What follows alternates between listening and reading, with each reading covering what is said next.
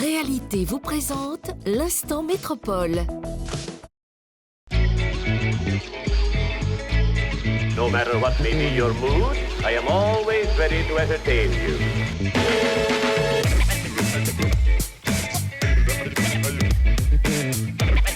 Un service juridique est en charge d'évaluer, de prévenir et de gérer les risques juridiques liés à une activité. Je ne sais pas si vous avez reçu le titre de propriété. Pas encore à ce jour. Pas encore, donc ok. Donc ils sont propriétaires occupants. Oui. Alors la mission juridique première, ça va être une gestion administrative de la société.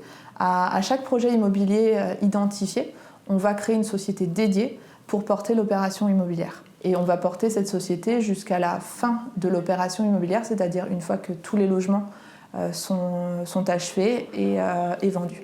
Donc on est sur un socle commun, sur 2 tours, et eux vont avoir une tour. Donc ils viennent s'imbriquer chez nous. Voilà. Donc au niveau avec des parkings sur la base. Exactement, en dessous. Donc au niveau du socle, il y aura des parkings. Tu vas avoir un état descriptif de volumétrie à faire. D'accord. Une des missions principales majeures, ça va être la gestion contractuelle. C'est-à-dire que le service juridique doit s'assurer de la sécurisation de l'ensemble des contrats, donc de l'ensemble des engagements contractuels pris par la société. Ça va être la promesse de vente du foncier, les contrats de travaux avec les entreprises, ça va être le contrat de réservation avec les acquéreurs.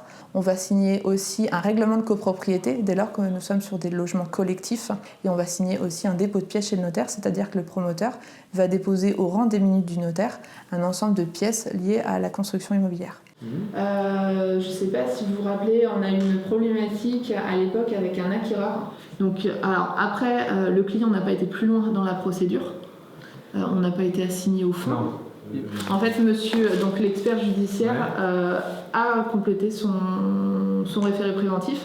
Le voisin était parti à la procédure déclarative, bien sûr que oui. Il était, Alors, il peut avoir des litiges avec les voisins qui peuvent estimer qu'ils ont été lésés dans leur propriété ou par rapport à des critères, par exemple, tels que la perte d'ensoleillement liée à la construction de l'immeuble. On peut avoir aussi des litiges avec des entreprises, un non-respect du planning travaux. Il peut y avoir des problématiques aussi avec les acquéreurs.